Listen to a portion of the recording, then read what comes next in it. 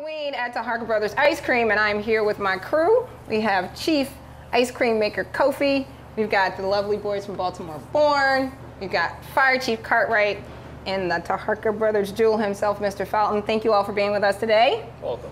Ready to make some ice cream? Yeah. All right, so we have this big pumpkin here, and we're about to make some incredible pumpkin ice cream. Yes, What ma'am. is the name of the ice cream we're about to create? About to create Occupy Pumpkin ice cream. Occupy Pumpkin pumpkin ice cream. Okay, cool. So tell us what the first step is so we can get this thing started. All right, first step is we're gonna cut a square out of the top. Okay. We're gonna turn it on the side. We're gonna cut it around. We're Okay. gonna take it out, and we're gonna dig out everything to make sure it's all cleaned out. Then Okay. we're gonna cook it, and from there, that's when we'll prepare everything. All right, let's get it. Anybody want to take the first cut in? And take the first cut. So Jalen is going to make the first cut. All right. Be careful. All right. Now I'm gonna make a turn. And this across. It's pretty tough. Excuse me. Okay, be careful, honey. Try this. There you All go. right. Oh, wow, look See at that. Look You like guys wanna cheese. take- Look like cheese. It looks like what? Cheese. It looks like cheese, and what else does it look like? Cantaloupe. That's cool. You want to look at it? No. You're good? Okay. All right, so next step, would like to take the next cut or? Yeah, why don't you come over and take the next cut? It's only a pumpkin. All right, so what you want to do is basically you want to cut it, and all you're going to do is bring it around. And I'll keep turning as you keep going. All right, now bring it up a bit, and keep moving it towards me. There you go. So, All right, I'm going to finish this for you, okay? okay. Oh, wow. Ooh. There's your pumpkin. All right. So what So does that next- look like, you guys? It smells like a cantaloupe too. It smells like a cantaloupe, okay. See around there, it looks just like it. cheesy. Uh-huh. So tell me. Cheese, cantaloupe, So the next lettuce. step is we're gonna leave the top over here, Okay. and this is where we're gonna have to gut out the whole bottom. All right, so we're going to put that in here? Mm-hmm. Great. You guys going to help do that? So all you gotta do is reach in Reach in your hands. Reach in your hands. and just dig it Oh, out. wow. Just drop it in. It feel like worms in my hand. Why would you? All right. Almost there. Just want to get it nicely rounded. And you mainly want to get the seeds out also. Hey Chief, can I borrow that metal pipe? All right, so now what we're gonna do is pop this in the oven and let it run for a while, and we'll see what we get. So as he's putting the pumpkin in the oven, I wanted to go to Chief Cartwright. You know, it's Halloween time, and I wanted you to share with us some fire safety tips with regard to the season. I think a lot of times people forget that this is a time of year where we should be more concerned a little bit about what might happen with regard to fire safety in Baltimore. So could you share with the young men of Baltimore Born some tips? Sure, absolutely. For children and adults alike, Halloween is a fun and exciting time for everyone to enjoy. Right. But most importantly, we want everyone to enjoy it safely. Right. As we're here in the kitchen, baking something in the oven, we want to make sure that the costumes are made of non-flammable materials. Operating in an environment where there's flames can certainly combust and catch fire, and we certainly don't want that to happen. Now, are they selling more of those costumes nowadays? Are they easy to find? I believe they are.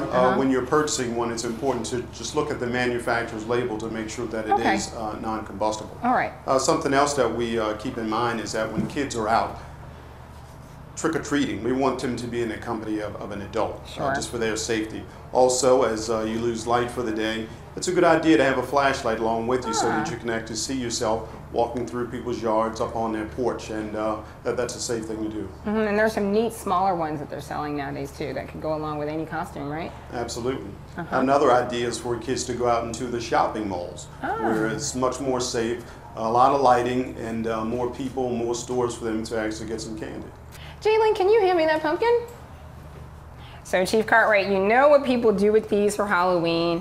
Oftentimes there are flammable items that are inserted inside. Tell us about the safety precautions we should consider with these as well. Sure, absolutely. What we've noticed over the past few years is that candle usage has been on the rise, and we want to in some way discourage use of candles, but if you're going to use them, we want you to use them properly and safely. Okay. Many people place candles inside of a jack-o'-lantern. My understanding is that now you can actually purchase a battery-powered light that you can actually sit inside the jack-o'-lantern to give you that, you know, Halloween and scary type of effect. So we definitely want people to use candles safely if they're going to use them, because it always creates a fire hazard. What most people don't know is that when you leave these unattended, you can have a toddler, have a child, or even a pet come by, bump the table, knock the jack-o'-lantern over, and the candle falls, and within 60 seconds, flammable. you have a fully engulfed room. Wow, okay. So are these tips helpful? Yes. All right, so when you guys go look for costumes, what will you do? What will you ask your parents to do? Get non-flammable costumes. Excellent. So what are you guys going to be this Halloween? Freddy. Freddy. And what about you, Jalen? I'm going to get a very scary mask. A very scary mask. Well, I hope these tips have been helpful to you. And we'll continue in our process of making Taharaka Brothers Occupy Pumpkin Ice Cream.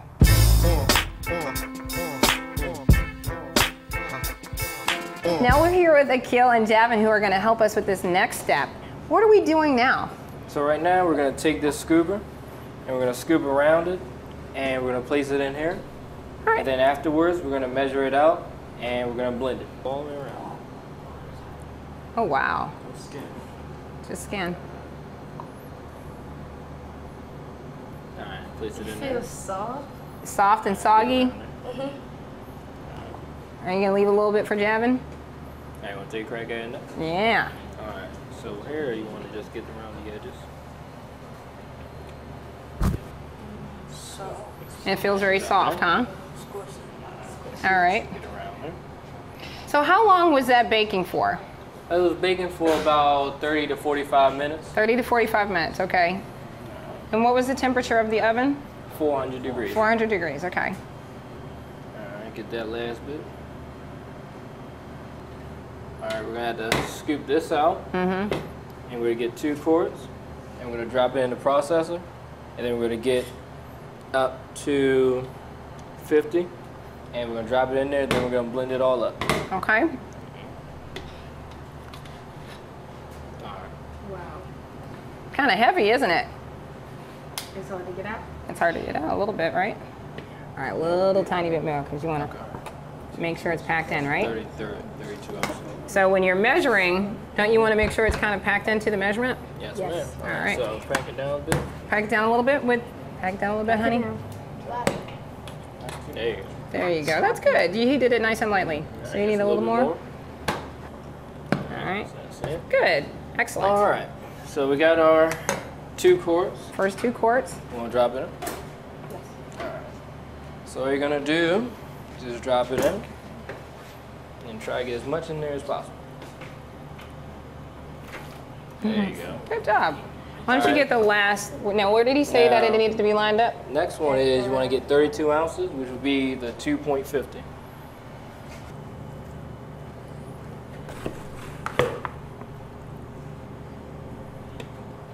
That little bit should get it.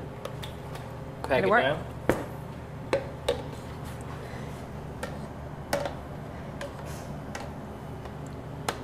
All right. So you want to dump the rest of this in there?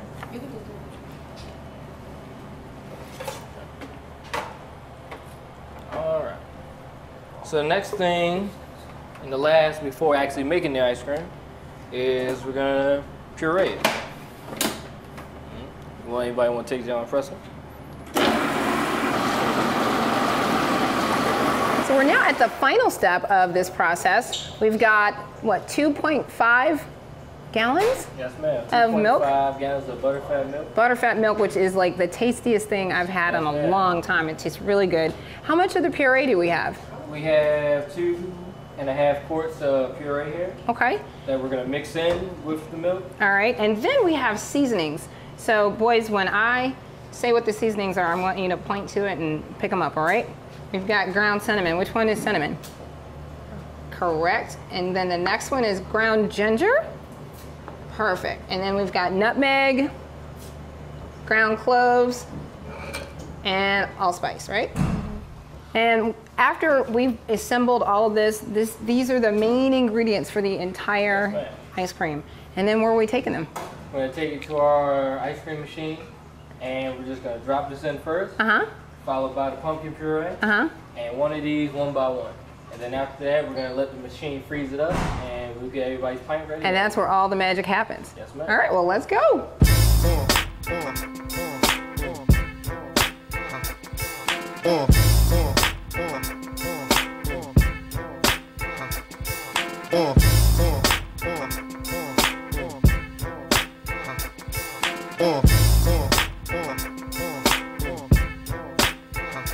We're here at Taharaka Brothers Ice Cream with Darius Wilmore, the creative director.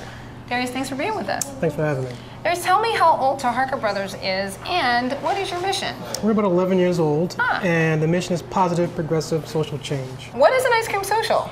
The Ice Cream Social is an event where people come together, have ice cream, enjoy cultural experiences. It could be music, it could be art, it could be literature, but it's all about coming together, having some ice cream, and enjoying the culture. Tell me some places where your ice cream is being sold now. In the city and outside the city, we're at Soda Sopra, Baltimore Food Co-op. Yes. You like that one? I love Baltimore Food Co-op. We're going They're there dope, soon. they're We're dope, going man. there soon. Dogwood Deli, which has a social mission of its own. Right. In Hampton, right up the street here. Sure. Roy's downtown.